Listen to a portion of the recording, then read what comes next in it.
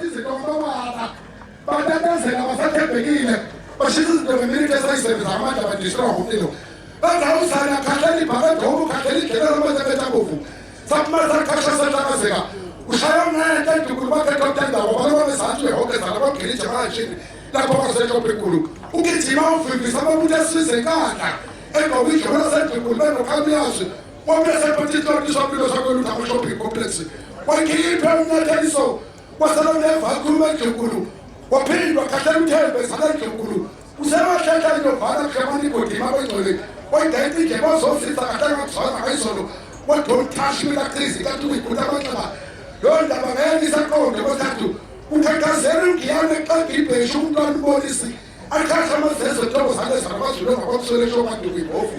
bathi ufumane edumu mntakashe mfuku wafuthe wathola ngasalungu namesekenzane inzingisi wabeletha abantwana basedlunkulu izulu bahlole ukuduma bathi zonke asedlunkulu zonke angaboshebe yaguga phansi zokuvuma umthandazo injunju yabuhlungu inhliziyo yomntwana wasekwezi umbonisi engumnomzane le esebeni abafokazane bedlule ebheshini esefambula uzobona abandlunkulu bazungu badla amahlaphe balazosuthu bahlala phansi tokozane hlala phansi labazitha